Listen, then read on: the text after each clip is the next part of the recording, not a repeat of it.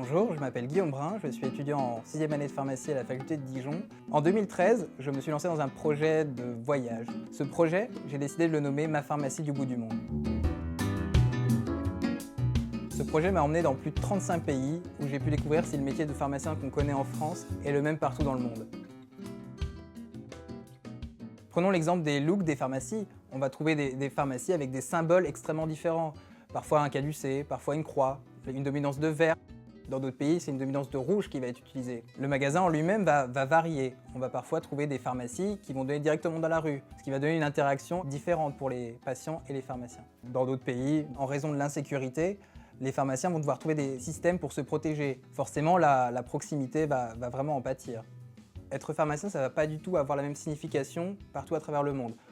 Si on prend l'exemple de la Colombie, les pharmaciens ont complètement déserté le secteur de l'officine. On va les retrouver uniquement à l'hôpital ou dans l'industrie pharmaceutique. Après, dans certains pays, on va s'adresser à une personne au comptoir, mais on ne saura pas exactement à qui on va parler. Le pharmacien va juste se servir de sa licence pour ouvrir une pharmacie et placer quelqu'un de sa famille ou un employé qui n'y connaît rien.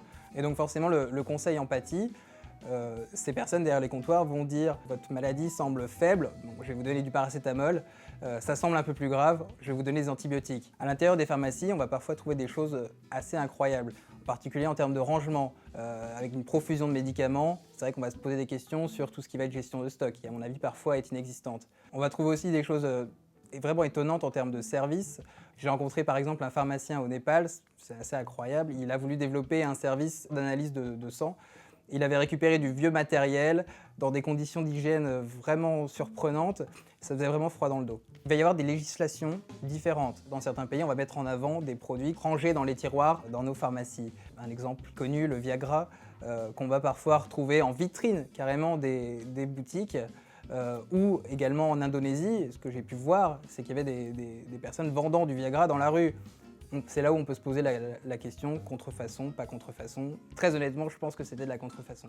La culture locale va avoir une importance primordiale sur les médicaments qu'on va retrouver. En Bolivie, on va trouver des choses étonnantes, par exemple des fœtus de lama qui sont sortis apporter prospérité, santé. Certaines pharmacies chinoises vont être dédiées à la médecine traditionnelle chinoise. Dans ces cas-là, un médecin va être directement sur place, va donner un traitement au patient directement à base d'herbes. On a vraiment un traitement pour un patient. C'est la version asiatique de la PDA qu'on connaît en France. Aux États-Unis, bien sûr, on va retrouver des énormes supermarchés, des rayonnages entiers. On va y trouver du chocolat, des sodas et juste à côté, des médicaments dans des grosses quantités. Avec des gros panneaux, 50% de réduction, des étiquettes jaunes absolument partout, avec un petit comptoir au fond dédié aux conseils, mais vraiment minime. Avec mon projet Ma pharmacie du bout du monde, j'ai vraiment pu vérifier que le pharmacien restait un interlocuteur de référence pour le patient, une ouverture sur la santé, un premier conseil. Et il va être amené à proposer de plus en plus de nouveaux services. En ce qui nous concerne, ça va être à nous de le faire évoluer dans le bon sens.